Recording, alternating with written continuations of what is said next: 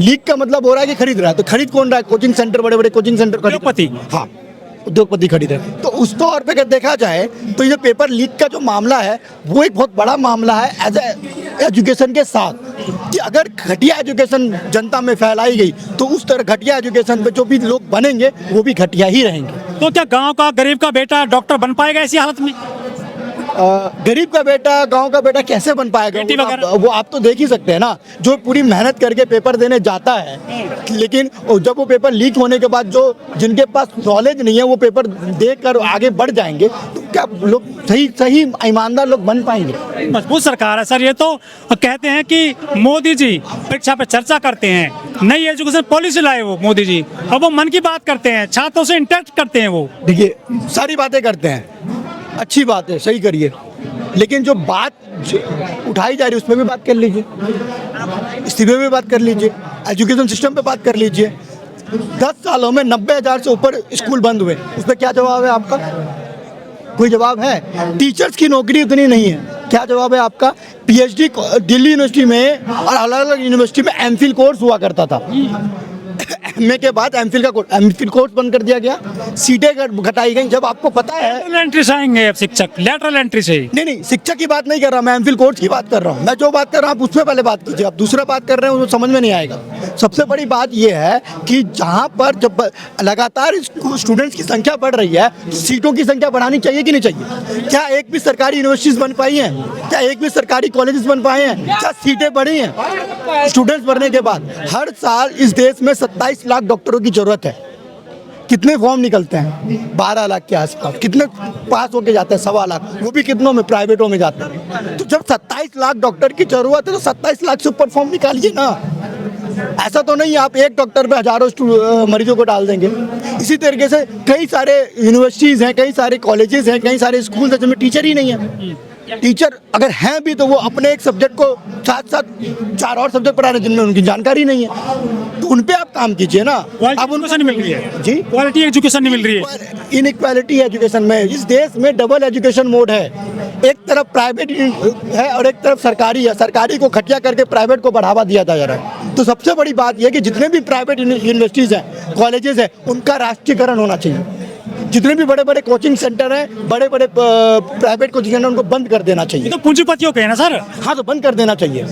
Education बिकने का नहीं है, एजुकेशन दान की चीज है। एजुकेशन प्राइवेट यूनिवर्सिटी आ रही है, प्राइवेट कॉलेज आ गए हैं, बहुत सारे प्राइवेट स्कूल हैं, बहुत सारे देश में बढ़ रहे हैं रात दिन वो। जी हाँ, तो वो एक कारण है ना, सरकारी को खराब करके प्राइवेट को बढ़ा देना। सरकारी खराब होगी तो सरकारी के पीछे लोग नहीं जाएंगे। ठीक है सर, ये जो कह रहे हैं कि इस्तीफा हो शिक्षा मंत्री का, क्या उससे समस्या सॉल्व हो जाएंगी छात्रों की, परिजनों की? देखिए, इस्तीफा तो दे देना चाहिए क्योंकि बेशरम है। उनकी अकाउंटेबिलिटी थी कि पेपर लीक ना हो। 10 सालों में पेपर लीक पे लीक हो रहे हैं। इन 10 सालों में एनटीए में 148 गलतियां की हैं। जब एनटीए तक को बंद होना चाहिए पेपर और इस्तीफा भी देना चाहिए, क्योंकि उनका खुद की अकाउंटेबिलिटी है कि भाई मेरे से नहीं हो पाया तो इस्तीफा, तो नहीं काम हो रहा तो इस्तीफा दे दो। सबसे बड़ी बात ये। रही बात दूसरी कि इनके इस्तीफा देने से क्या काम हो जाएगा या सुधर जाएंगे? नहीं, उस पर उचित कार्रवाई कीजिए, उसको सुधार पे बात कीजिए। आप बड़े बड़े चीज़ों पे बात कर लेते हैं, एजुकेशन पे बात क्यों नहीं करते? बजट का जो 10वां हिस्सा है वो शिक्षा पे क्यों नहीं खर्चा हो सकता है? धर्म मजबूत हो रहा है। धर्म क्या है मुझे ये बताइएगा। जहाँ मोदी जी जाते हैं, जहाँ पर वो ध्यान लगाते हैं पहाड़ों में। धर्म है अपने कर्म को करना। मेरा छात्र धर्म है तो मैं छात्र की अकाउंटेबिलिटी निभाता हूँ, वो मेरा धर्म है। आपका अकाउंटेबिलिटी था शिक्षा मंत्री के तौर पे शिक्षा की व्यवस्था को सुधारना, वो अपना आप धर्म कीजिए ना। आप धर्म से भटक रहे हैं, मैं तो ये कहना चाहूँगा। मैं बंटवारे की बात नहीं करूंगा, मैं कहूँगा कि एक छात्र का धर्म होता है पढ़ना, एक शिक्षक का धर्म होता है पढ़ाना, एक देश के आला अधिकारियों का धर्म होता है सिस्टम को मैनेज करना, देश के मंत्रियों का धर्म होता है अपने अपने विभाग में सिस्टमेटिक तरीके से चीज़ों को करवाना और उचित करवाना। करिए धर्म, आप धर्म कीजिए, धर्म अपना काम अपना, ये धर्म है आपका। सरकार कह रही है युवाओं आप जो है आत्मनिर्भर बनिए। आप कैसे आप आत्मनिर्भर बनिए? क्या कहते हैं, कोचिंग सेंटर पे जाके, प्राइवेट कोचिंग सेंटरों पे जाके नहीं हो सकता ना। सबसे बड़ी बात है आत्मनिर्भर बनिए।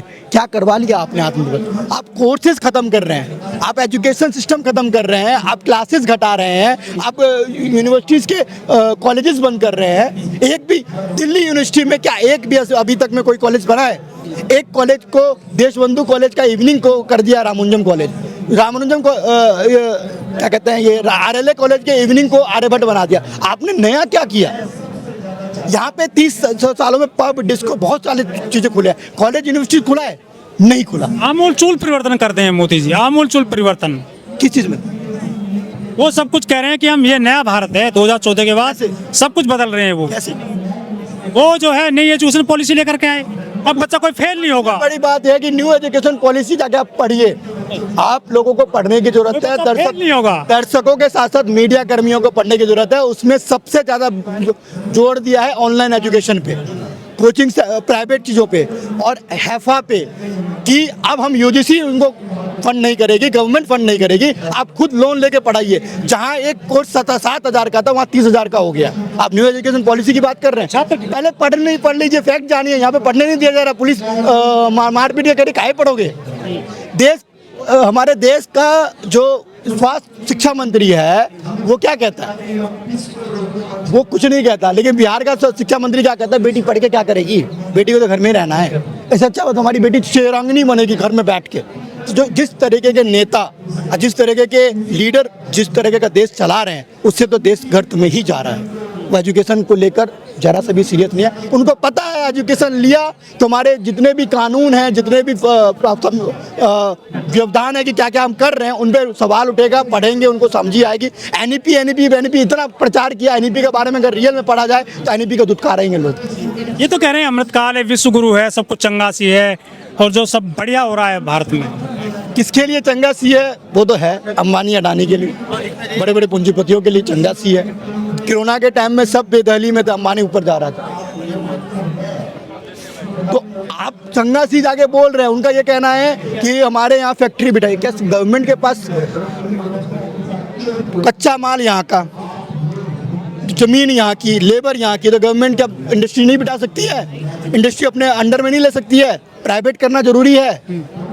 जिस तरीके से आप के घर में एमसीडी का पानी जब पीने के लिए आता है ना, सरकारी पानी, तो आप पीते हैं। लेकिन जैसे ही वो खराब होता है तो आप सीधा बिस्लरी का बोतल खरीदने चले जाते हैं या कोई भी प्राइवेट कंपनी का बोतल खरीदने चले जाते हैं। तो बेसिकली सरकारी पानी खराब हुआ तभी तो प्राइवेट की तरफ भाग रहे हैं। इसी तरीके से सरकारी स्वास्थ्य व्यवस्था, सरकारी एजुकेशन, सरकारी चीज़ें, सरकारी रोजगार, ये सब खराब कर दिए इस गवर्नमेंट ने, जिससे कि प्राइवेट कंपनियों का फायदा हो। सरकार सुन नहीं रही है। मुझे लगता है सरकार का ईमान मर चुका है और इस सरकार हमेशा से बदतमीज ही रही है। जिस तरीके का अभी जो नितिन नवीन का जो आया, तो एक तो सबसे बड़ी बात यह कि ठीक है कि आप ये कह रहे हैं कि कॉकरोच वायरस, तो कैसे आप कह रहे हैं? आपका सीजीआई ये कहता है कि इस देश के जो गरीब हैं, जो अपनी हक की आवाज़ उठा रहे हैं, जो क्या कहते हैं, जो एजुकेशन के लिए लड़ रहे हैं, जो एजुकेशन मांग रहे हैं, जो रोजगार मांग रहे हैं, जो ये कह रहे हैं कि हमें अपने जीने का एक अधिकार दो, एक साधन दो, तो उसको आप कॉकरोच बोलते हैं। फिर उसके बाद जब क्या कहते हैं ये जनता एज ए कॉकरोच के तौर पे ऊपर आती है, मैं अपने आप को कॉकरोच नहीं कहता। मैं अपने आप को एज ए स्टूडेंट मानता हूँ, एक देश का युवा मानता हूँ, जिसको सारी चीज़ों की जानकारी होनी चाहिए, जो देश में हो रहे दिक्कतों पे आवाज़ उठाए। ठीक है, तो आप उनको ये कह रहे हैं कि हमारे बीजेपी के कार्यकर्ता देख लेंगे, मार देंगे, जो भी करेंगे। तो ये सबसे बड़ी शर्मनाक बात यह है कि आपका एक भी डायलॉग इस पे नहीं आया कि हाँ एजुकेशन सिस्टम में ये दिक्कत है, बताओ क्या करना है। अच्छा ठीक है, इस्तीफा मांग रहे हो तो ठीक है, हम इस्तीफा देंगे, इस पे बात करते हैं। तो कोई चीज़ पे नहीं आया, ईमान पे नहीं आया। लेकिन हाँ, गलत चीज़ों की बयानबाजी आपकी तरफ से होनी चाहिए, चाहे वो आपके कार्यकर्ता हो, चाहे वो आपके समर्थक हो, और चाहे वो आप हो। देखिए सीजाई साहब ने जो बोला था युवाओं के लिए कि ये काकरोच हैं, परजीवी हैं, पैरासाइट हैं, तो उन्होंने बहस छेड़ दिया देश में। ये बहस छेड़ने की बात नहीं है। मामला ये है कि वो ये सोच रहे हैं कि जो जनता है वो अपना कुछ नहीं दे रही है, देश में बैठी। पैरासाइट का मतलब क्या होता है? दूसरों पे जीना। क्या जनता दूसरों पे जी रही है? ऐसा नहीं है। जनता अपना योगदान देती है तभी यहाँ पे रहती है। छोटे से छोटे टैक्स, सुई से लेकर धागे से लेकर बड़े से बड़ा मशीन तक में टैक्स देती है। ये कमतर आका ना सीजाई साहब ने तो युवाओं को। हाँ, तो कमतर क्या, बेहुदगी है ये एक तरीके का, कि वो युवाओं को कॉकरोच बोल रहे हैं, पैरासाइट बोल रहे हैं।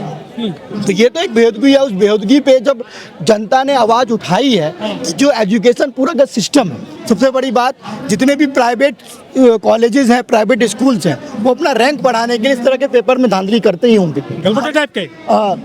जी गलगोटिया टाइप के नहीं, मैं गलगोटे एज अ पर्टिकुलर किसी की बात नहीं कर रहा हूँ। मैं ऐसा कह रहा हूँ यूनिवर्सिटी मैं प्राइवेट यूनिवर्सिटीज़ की बात कर रहा हूँ। MIT मैं उनकी बात कर रहा हूँ जो कि पैसों के बदौलत शिक्षा को बेच रहे हैं, जो ये तक नहीं पता उनका अपना रैंक बनाना। पिछले साल जो पेपर लीक हुआ था वो इस तरह से लीक नहीं हुआ था, वहाँ पेपर खरीदा गया था, साफ साफ उसका रिपोर्ट है। धनवाद जो धनपति लोग हैं वही लोग पेपर लीक कर रहे हैं। जो देखिए सीधी सी बात है, कौन पेपर कौन खरीद रहा है?